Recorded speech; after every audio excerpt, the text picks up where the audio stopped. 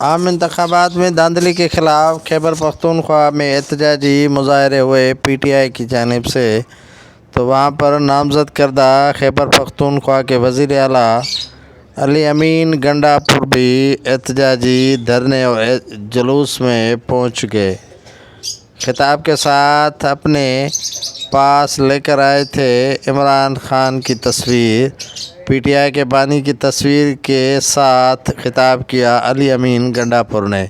علی امین گنڈاپور نے اپنے منشور کا بھی اعلان کیا اس احتجاجی جلوس اور دھرنے میں۔ علی امین گنڈاپور کا کہنا تھا کہ وہ صحت کارڈ دوبارہ شروع کرنے کے اور بحال کرنے کا اعلان کرتے ہیں۔ اس کے ساتھ ساتھ انہوں نے لنگر کھانے بھی کھولنے اور بحال کرنے کا اعلان کر دیا۔ علی امین گنڈاپور کا مزید کہنا تھا کہ وہ امن و امان کی صورتحال خیبر پختونخوا میں بحال کریں گے اور اس کے ساتھ جو خواتین کو مذہبی حقوق ہیں وہ دلوائے جائیں گے۔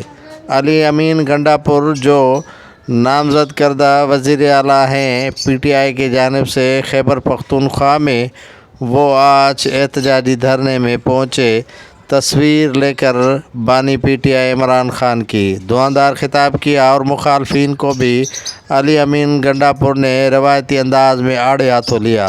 سفید پگڑی پہن کر پہنچے تھے علی امین گنڈاپور اور روایتی انداز میں خطاب کرتے ہوئے مخالفین کو آڑے ہاتھوں لیا۔ آج مولانا فضل الرحمن پر تنقید نہیں کی، لیکن ان پر تنقید کی جو عمران خان کے خلاف تھے اور ہیں۔